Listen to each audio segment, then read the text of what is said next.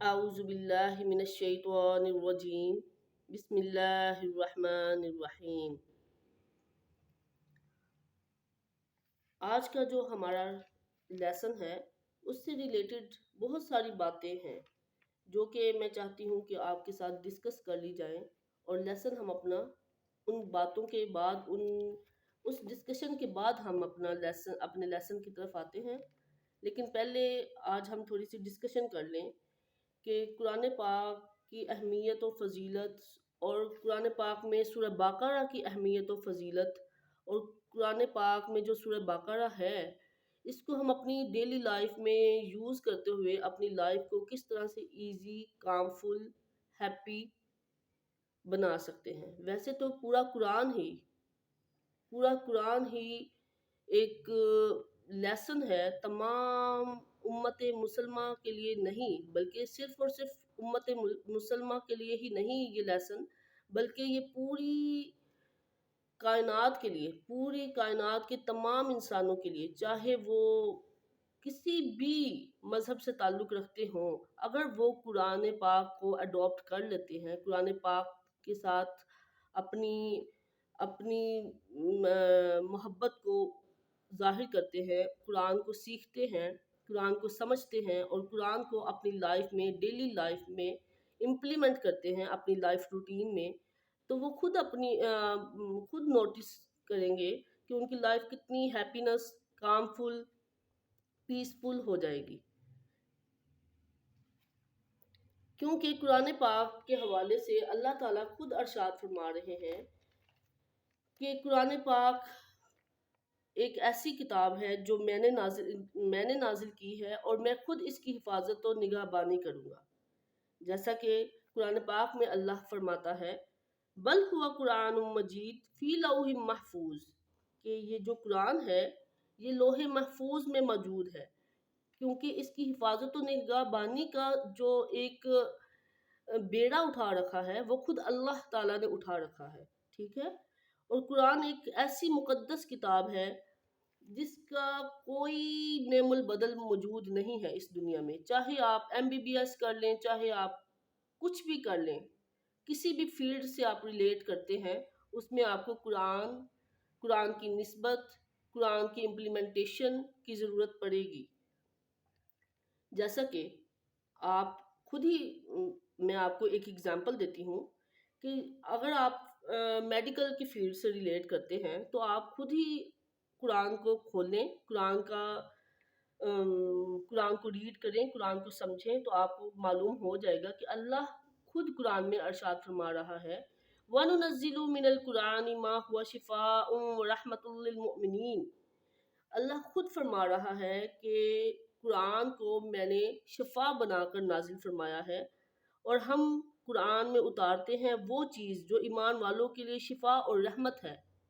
یعنی کہ اللہ خود فرما رہا ہے کہ ہم نے قرآن پاک میں ہر وہ چیز نازل فرما دی ہے جو ایمان والوں کے لیے شفا اور رحمت ہے۔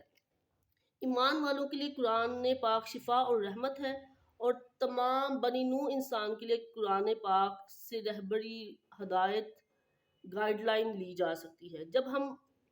کوئی بھی انسان ہے، چاہے وہ ہندو ہے، جب وہ قرآن پاک کو پڑھنا شروع کرے گا، اس سے گائیڈ لائن لے گا، دین ہی وہ کتاب اس کے لیے شفا اور رحمت بنے گی نا۔ ڈائریکٹلی تو آپ کوئی بھی انسان ہے وہ اس کے لیے شفا اور رحمت نہیں بن جائے گی جب تک وہ کسی کو پتہ ہی نہیں ہے کہ اس بک میں کیا موجود ہے۔ جب تک وہ اسے پڑھے گا نہیں، اسے سمجھے گا نہیں، اسے امپلیمنٹ نہیں کرے گا، تو وہ اس کے لیے کوئی بھی چیز ہو چاہے وہ کس طرح سے شفا اور رحمت بنے گی۔ تو پہلے ہمیں ضرورت ہے کہ ہم قرآن پاک کو سمجھیں، ریڈ آؤٹ کریں، سمجھیں، دین اپنی لائف میں امپلیمنٹ کریں، دین قرآن آپ کو رزلٹ دے گا کہ اللہ بالکل 100% سچ فرما رہا ہے، کیونکہ اللہ تو جھوٹ نہیں بولتے نا، اللہ تو سچ ہی فرماتے ہیں کہ قرآن پڑھنے والوں کے لیے، مومنین کے لیے شفا اور رحمت ہے۔ اسی طرح سے اگر ہم دیکھیں تو قرآن پاک غمزدہ کے لیے بھی ایک کامفل ہے۔ غمزدہ اگر پڑھے گا تو وہ کامنس فیل کرے گا، ٹھیک ہے، وَلَا تَهِنُوا وَلَا تَحْزَنُوا وَأَنْتُمُ الْأَعْلَوْنَ إِن كُنتُم مُؤْمِنِينَ۔ اس میں خود اس آیت میں اللہ تعالیٰ خود فرما رہا ہے کہ اے لوگو، یعنی کہ غمزدہ نہ ہو، اپنے اپنے دلوں کو غموں سے، خوف سے نہ بھرو، بلکہ بالکل ریلیکس ہو جاؤ۔ اللہ تمہارے ساتھ ہے، اللہ کی مدد تمہارے ساتھ ہے۔ وَلَا تَحْزَن، غم نہ کرو۔ اسی طرح سے ہم اب سورہ بقرہ کی طرف آتے ہیں کہ سورہ بقرہ کی کیا اہمیت ہے۔ یہ تو تھوڑا سا انٹروڈکشن صرف آپ کو قرآن پاک کا اس لیے دیا کہ آپ سمجھ سکیں کہ قرآن پاک کیا ہے، اور آپ ایزیلی اسے اپنی لائف میں لائیں، لائف میں امپلیمنٹ کریں، ریڈ آؤٹ کریں، سمجھیں، اور اپنی لائف میں امپلیمنٹ کر کے اپنی لائف کو ایزی بنائیں۔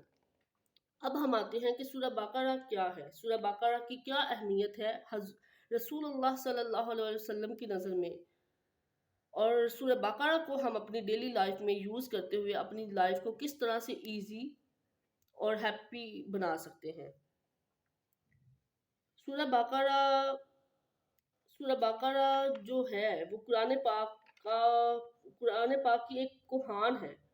سورہ بقرہ کے بارے میں رسول اللہ صلی اللہ علیہ وسلم نے فرمایا کہ جس گھر میں سورہ بقرہ پڑھی جائے اس سے شیطان کوسوں دور رہتا ہے۔ جس گھر میں بھی سورہ بقرہ پڑھی جائے گی اس گھر سے شیطان جو ہے وہ کوسوں دور رہتا ہے۔ اور اسی طرح رسول اللہ صلی اللہ علیہ وسلم نے فرمایا کہ اپنے گھروں کو قبرستان مت بناؤ، بلکہ یہاں پر قبرستان سے مراد یہ ہے کہ اپنے گھروں میں سارا سارا دن رات سوئے نہ رہو، بلکہ اپنے گھروں میں عبادت کرو، اور عبادت کس طریقے سے کی جائے قرآن اس میں پوری ہمیں گائیڈ لائن دیتا ہے۔ جس گھر میں سورہ بقرہ پڑھی جاتی ہے اس گھر میں شیطان داخل نہیں ہوتا، اس گھر سے شیطان کوسوں دور رہتا ہے۔ اسی طرح ایک جگہ پر رسول اللہ صلی اللہ علیہ وسلم نے فرمایا کہ سورہ بقرہ پڑھو کہ اس کا پڑھنا باعث برکت ہے، اور اسے چھوڑ دینا حسرت ہے، باعث حسرت ہے، یعنی کہ اس کو چھوڑ دینا حسرت ہے، اور جادوگر اس کا مقابلہ نہیں کر سکتے۔ اور آپ صلی اللہ علیہ وسلم نے ایک اور جگہ پر فرمایا کہ اسے چھوڑ دینا حسرت ہے، اور اسے باطل لوگ نہیں سیکھ سکتے۔ باطل لوگ نہیں سیکھ سکتے تو جو صحابہ تھے انہوں نے فرمایا کہ یا رسول اللہ صلی اللہ علیہ وسلم کے باطل لوگ کون ہیں، باطل لوگوں سے کیا مراد ہے؟ تو آپ صلی اللہ علیہ وسلم نے فرمایا کہ باطل لوگوں سے مراد جادوگر ہے۔ جس طرح سے قرآن پاک میں اللہ تعالیٰ خود فرما رہا ہے کل جاء الحق وزہق الباطل، کہ اللہ حق اور باطل کو الگ الگ کر کے دکھائے گا۔ یہ بات اوتھینٹک ہے کہ اللہ حق و باطل کو الگ الگ کر کے دکھاتا ہے۔ تو جب اللہ نے قرآن پاک میں خود فرما دیا کہ کل جاء الحق وزہق الباطل، تو اسی طرح سے اللہ تعالیٰ کے نبی رسول اللہ صلی اللہ علیہ وسلم نے فرمایا کہ جو سورہ بقرہ ہے جادوگر اس کا مقابلہ نہیں کر سکتے، یعنی کہ جادوگر اس کو پڑھ نہیں سکتے، اس پر عمل پیرا نہیں ہو سکتے۔ اسی لیے آپ صلی اللہ علیہ وسلم نے فرمایا کہ جس گھر میں سورہ بقرہ پڑھی جائے گی وہ گھر شیطان سے، شیطانی وسوسات سے، شیطانی طاغوتی طاقتوں سے، خبیث جنات سے کوسوں دور رہے گا۔ اسی طرح سے اب میں آپ کو بتاتی چلوں کہ جو آج کا ہمارا لیسن ہے، آیت نمبر 18 to 20، اگر کوئی انسان مصیبتوں میں نظر بد کا شکار ہے، مصیبتوں مصائب و مسائل کا شکار ہے، اس کی لائف فل آف فیلیئرز ہے، تو اسے چاہیے کہ سورہ بقرہ کی آخری 2 آیات کو ڈیلی بیسس پر اپنا معمول بنا لے، سونے سے پہلے اور جاگنے کے بعد، یعنی کہ فجر کے بعد اور رات عشاء کے بعد اپنے بستر پر لیٹتے ہوئے وہ رات کو 7 دفعہ آخری 2 آیات سورہ بقرہ کی آخری 2 آیات کو پڑھے، 7 دفعہ پڑھے، پانی پر دم کر کے پیے۔ اور اس کے ساتھ ساتھ جو آج کا لیسن ہے ہمارا، یہ ٹاپک ایکچولی میں نے اسی لیے یہاں سے آپ کے ساتھ ڈسکس کیا ہے تاکہ آپ لوگوں کو گائیڈ لائن مل سکے، جو آپ پڑھ رہے ہیں آپ اسے ڈیلی بیسس پر امپلیمنٹ بھی کریں، اور آپ کو فوائد و نتائج بھی اپنی زندگی میں نمایاں نظر آئیں۔ آیت نمبر 18، 19، 20 کو 3 ٹائمز ڈیلی صبح اور شام آپ پانی پر دم کر کے پئیں۔ آخری 2 آیات سورہ بقرہ کی آخری 2 آیات کو ڈیلی پانی پر دم کر کے پئیں 7 دفعہ، اور سورہ بقرہ کی آیت نمبر 329 میں ایک دفعہ آپ کی رہنمائی کے لیے آپ کو ایزی مل جائے اس کے لیے آیت کو ریڈ آؤٹ کر دیتی ہوں۔ وَمَا أَنفَقْتُم مِّن نَفَقَةٍ أَوْ نَذَرْتُم مِّن نَذْرٍ فَإِنَّ اللَّهَ يَعْلَمُ وَمَا لِلظَّالِمِينَ مِنْ أَنصَارٍ۔ اس آیت کو بھی یعنی کہ آیت نمبر 329، آیت نمبر 18 to 20 اور آخری 2 آیات، ان تینوں چیزوں کو 7 دفعہ یا 3 دفعہ پانی پر دم کر کے پئیں، اور آپ رزلٹ خود اپنی لائف میں دیکھیں گے کہ اگر آپ مصائب و مسائل کا شکار ہیں، اگر آپ فیلیئرز کا شکار ہیں، اگر آپ نظر بد کا شکار ہیں، اگر آپ جادو، جنات، شیطانی طاغوتی طاقتوں کا شکار ہیں، آپ اپنی لائف میں خود رزلٹ دیکھیں گے کہ آپ کو کس طرح سے بیسٹ رزلٹ ملتے ہیں اس قرآن پاک کے کلام کی بدولت، سورہ بقرہ کی بدولت۔ تو اب ہم اپنے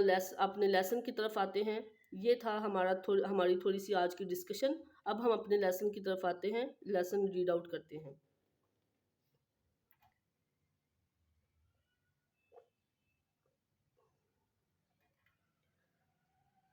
اعوذ باللہ من الشیطان الرجیم، بسم اللہ الرحمن الرحیم۔ او کصیب من السماء، او کصیب، سواد کو یا کے ساتھ زور دیتے ہوئے پڑھیں گے کیونکہ یا کے اوپر شد ہے، شد والے لفظ کے اوپر، حرف کے اوپر ہم زور دیتے ہوئے پڑھتے ہیں۔ او کصیب، بم با کو میم کے ساتھ ملائیں گے کیونکہ میم کے اوپر بھی شد ہے۔ من السماء، الف کو تھوڑا لمبا کرتے ہوئے پڑھیں گے کیونکہ الف کے اوپر مد ہے۔ او کصیب من السماء فیہ ظلمات ورعد وبرق، جیم ہے برق کے ساتھ تو اس لیے ہم وبرقن نہیں پڑھیں گے بلکہ وبرق پڑھ کے ایک پیش کو ادا کرتے ہوئے وقف کریں گے۔ وبرق، یجعلون اصابعہم فی آذانہم من الصواعق حذر الموت، موتی کے ساتھ چھوٹی سی توئیں بنی ہوئی ہے جس کی وجہ سے ہم حذر الموتی نہیں پڑھیں گے بلکہ حذر الموت پڑھتے ہوئے وقف کریں گے۔ واللہ محیط بالکافرین، واللہ، واو کو لام کے ساتھ ملاتے ہوئے موٹا کرتے ہوئے ادا کریں گے، جیسا کہ میں نے آپ کو اپنے پہلے لیسنز میں بتایا ہے کہ جس بھی حرف کے اوپر زبر ہو اس کو ہم کسی اگلے حرف کے ساتھ ملاتے ہوئے موٹا کرتے ہوئے ادا کرتے ہیں، باریکی میں ادا نہیں کریں گے۔ واللہ محیط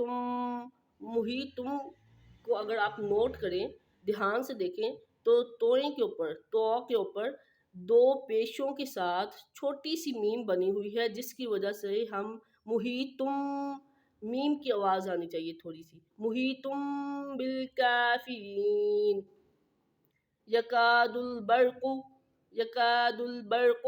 یخطف ابصارہم کلما اضاء لہم میں ہم الف کی آواز نہیں نکالیں گے، یعنی کہ دعات کو الف کے ساتھ پڑھتے ہوئے لمبا تو کریں گے لیکن آگے دعات کے آگے کیا ہے، حمزہ ہے، چھوٹی سی حمزہ ہے، ہلکی سی آواز حمزہ کی آنی چاہیے۔ حمزہ کی آواز سے مراد ہے عین کی آواز، حمزہ کی آواز تھوڑی سی ادا کرتے ہوئے ہم اس طرح سے اسے ادا کریں گے۔ اضاء لہم مشوا فیہ وَإِذَا أَظْلَمَ عَلَيْهِمْ قَامُوا وَلَوْ شَاءَ اللَّهُ لَذَهَبَ بِسَمْعِهِمْ وَأَبْصَارِهِمْ إِنَّ اللَّهَ عَلَى كُلِّ شَيْءٍ قَدِيرٌ۔ بسم الله الرحمن الرحيم أو كصيب